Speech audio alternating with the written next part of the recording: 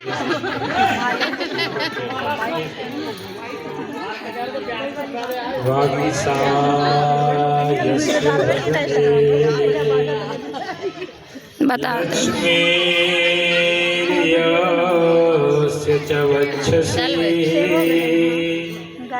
यस्यास्ते हृदय संवेदनर्षिंहमहं भजे।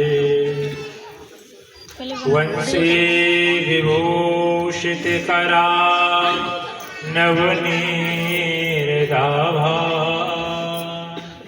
पीताम्बरा तरुणबिम्बफलादरोष्ठा पूर्णेन्दुसुन्दरमुखादरविन्दनेत्रा कृष्णात् परं किमपि तत्त्वमहं न जाने।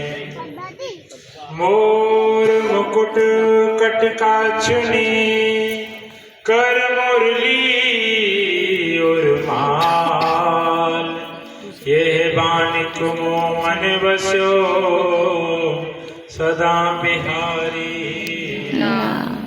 सब द्वारन को छाण के मैं आने बसो तेरे द्वार।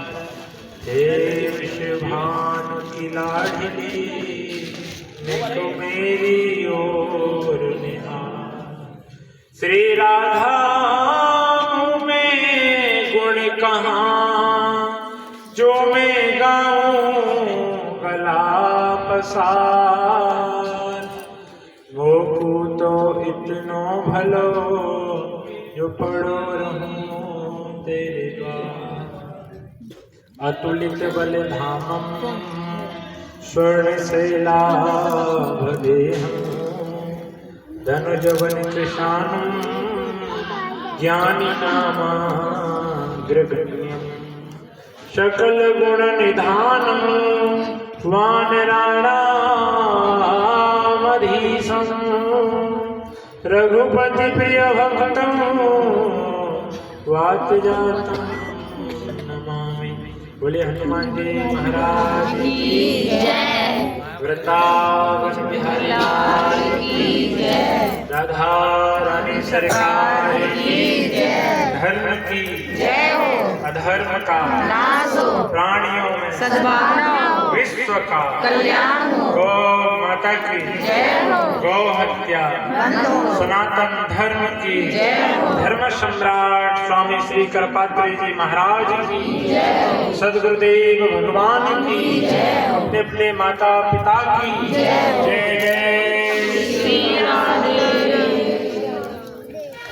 परम मंगलमय परम आराध्य अकार करुण करुणा मंगलालय। अरे भैया सब चोट लग जाएगी बस यहाँ यहाँ बिठा दो। देखिए हम सब बहुत भाग्यशाली हैं। भाग्यशाली इसमें होते तो का भगवान की कथा में कलश को उठाने का, ठाकुर जी को गोद में लेने का या भागवत को सर पर लेने का सौभाग्य मिल पाता। जब तक भगवान की कृपा नहीं होती है ना तब तक हमें ऐसे अवसरों में महाराज कहाँ मिल पाते हैं ऐसे पुण्य के अवसर।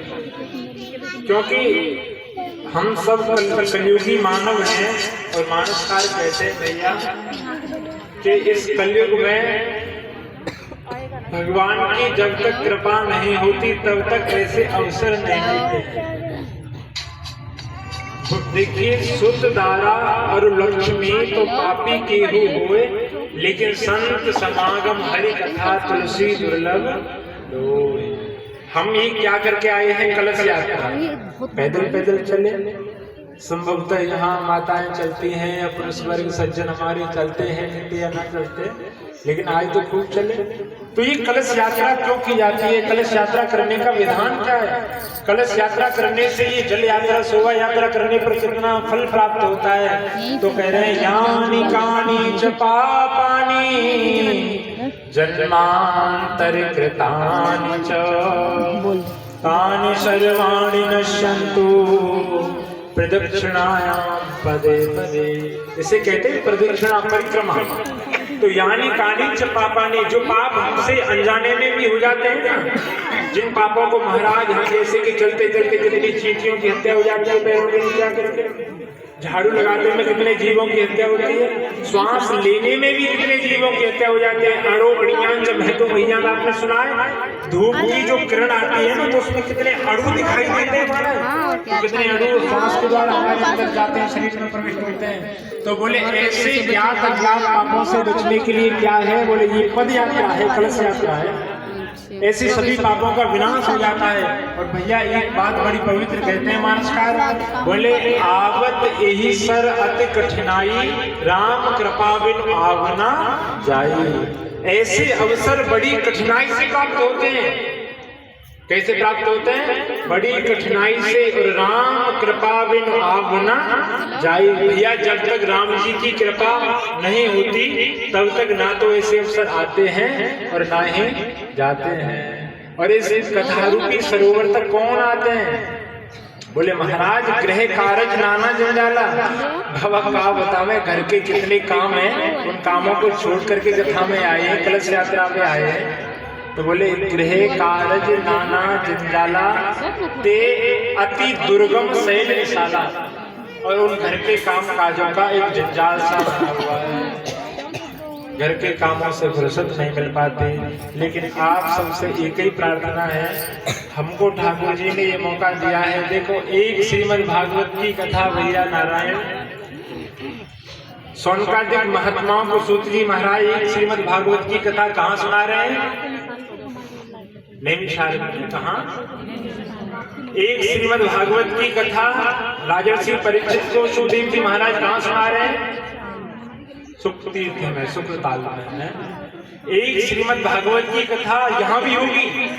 और ये बात आप ही मत सोचना कि हम महाराज ना हम सुखदेव हैं ना आप राजर्षि परीक्षित हो ना बाबा, सृष्टि की प्रवाह जो बह रहा है इसके तो हम गवाह हैं ना। भगवान की सृष्टि में भगवान की कहते हैं चींटी के पैर में कोई घुंघरू बांध के चींटी नाचे तो भैया उस घुंघरू की जो टेर होती है ना, पुकार होती है, भगवान उस चींटी के पैर में बंधे हुए घुंघरू की पुकार को सुन लेते हैं। तो बाबा को उनको हमारी ये कथा नहीं दिखेगी क्या? भगवान हमारी इस कथा के साक्षी ना बनेंगे? सज्जनों हम सब बहुत भाग्यशाली हैं, भगवान की बहुत बड़ी हम सब के ऊपर कृपा भई जो हमें श्रीमद् भागवत की कथा यहाँ बैठ करके सुनने को मिलेगी। और चूक मत जाना, क्योंकि आपको बताएं ऐसे अवसर बार बार नहीं प्राप्त होते हैं। भाग्यों बहुत जन्मों के पुण्य पुंज, एक इस जन्म का तो समझ लो कुछ नहीं है, पूर्व जन्म का कोई ना कोई पुण्य एक साथ मिलकर के प्रकट हुआ है। इसके बाद में हमें श्रीमद् भागवत की मंगलमयी कथा सुनने के लिए मिली है। अच्छा भैया आज की कथा हम कितने बजे प्रारंभ करेंगे बता रहे? अच्छा माताओं आप सब बताओ कितने बजे प्रारंभ करें ताकि आप सब यहाँ आ सको। मेरी भाषा समझ में आ रही है? कितने बजे आओगी सर? 3 बजे। सब हाथ उठाओ, कितने बजे आओगी? 3 बजे। वाह कितने बहुत सब माताओं ने कहा है कि हम 3 बजे। बोलो वृंदावन बिहारी लाल की। कहते हैं हमारे घर में रंग बरसे कछु अमृत बरसे और बरसे कस्तूरी राम रस बरसे हो।